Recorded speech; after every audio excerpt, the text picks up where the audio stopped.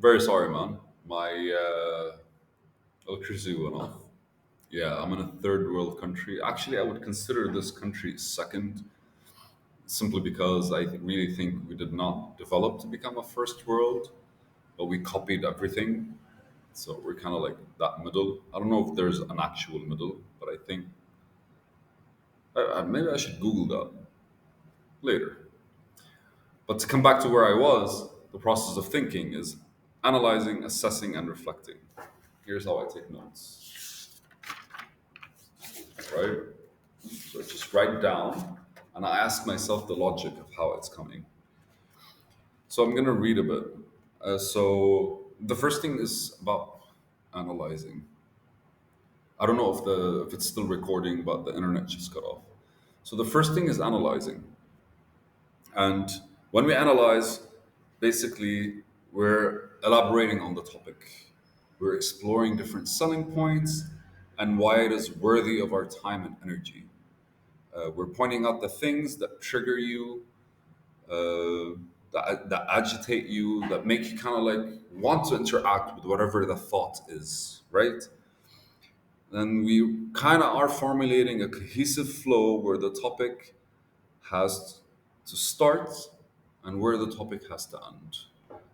That is kind of like something that while you're actually like in the process of thinking, you're kind of like establishing the first part, which is analyzing your thought, is what brought it into life and where does it end, and kind of like a few points in between. And it's something very important. I think like we kind of like forget is like why is your thought in your head?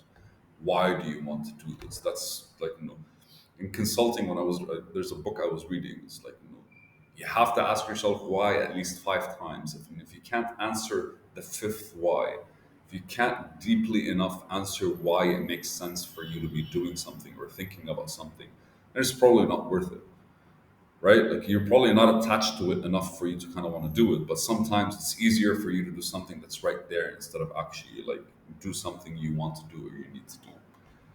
Yes, I read it in a book that is supposedly for startups because, like, in order for you to sell your idea better, you have to ask yourself why is it a good idea more than about 5 times. Because the fifth time you're explaining it in much more deeper form.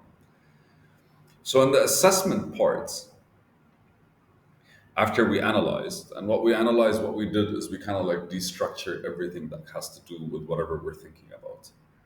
And then the analysis part comes a bit more, I want to say, ingrained on how your personality is slash character and how you're actually looking at things and how you're actually, it's not why you chose this idea where it starts or where it ends. It's how you made the decision that this is the start. How did you make the decision that this is the middle, the end? How did you make the points in between? How did you connect them?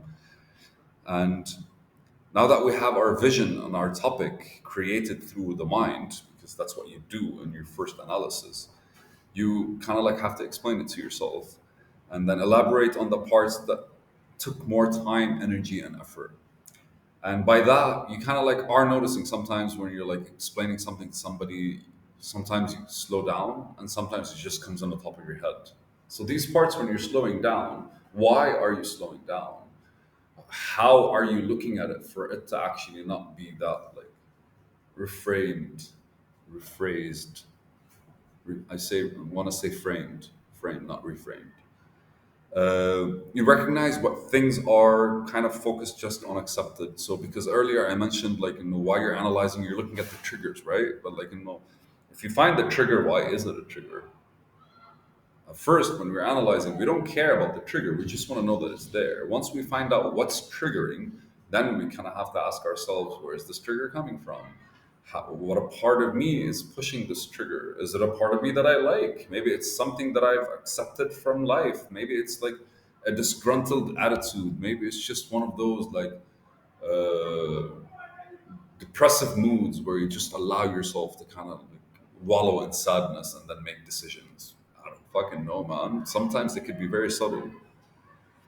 Man, recognize where your beliefs and confidence and embellishing our expectations and explanations. So you kind of like throw more wood into the fire to see how big it can get. And while doing that, you kind of look at it and be like, okay, do I want to be this hot? Do I want to be this close? And all these things kind of are more of the assessment phase. Because like, imagine you're cooking food, and it's the best thing to know how much salt you have to add is either add too little or add too much. At this stage, because we're assessing an idea, it's not really a thing that we're building yet, or a thought. What we would do is we would like throw a lot more at it so that we can see how much it can handle and how much of us still wants to handle it. Kind of makes sense, I would say. And then you poke holes in your logic. You poke holes in your logic, which means you're questioning yourself. Like, why did I come to this conclusion? What made me come to this conclusion? And electricity went off again. Stage two, I guess. And what are the things after the assessment? What we do is we reflect. Reflection is a lot harder, but ultimately, you literally have the preliminary story that you wrote, and you have the secondary one that you can compare it to. So it's the process of assessing many things to come to light as contribution. Because like, okay, so effectively, when you put the assessment and the actual hey, man. But when you analyze and then you assess, effectively what you do is you kind of like give yourself two different options to kind of like play the devil's advocate in between. So they end up forming like this beautiful triangle because the first thing you do is assess, analyze, and then you assess. And then after you assess, what you're doing is reflecting. And after you reflect, you kind of have a different story for you to kind of analyze again. And the second time you go around, it's a lot smoother simply because you kind of like established what you want to do or how to do it. So you know how to approach it. But remember, this is one thought. And these thoughts tend to contribute to a lot in our nature. So if you, every thought is targeted with a different pattern, and eventually you're building on top of these smaller patterns, the bigger pattern, effectively like building the code base for the bigger project, which is the whole way of thought, which is where we're trying to go. That's what I wanted to talk about. I can elaborate more on the reflection part, but I really think that is just like it's personal. Like, everyone looks at their activities and behaviors in their own way. So why wouldn't you want to allow it to be truly yours? If you get to compare two things, you're comparing them from a different angle, from a different position, because you can't be in one place and looking at the other one. You have to be looking at both. And once you create these two stories, then the third one basically combines them together and then gives you a chance to go over them again. Peace out.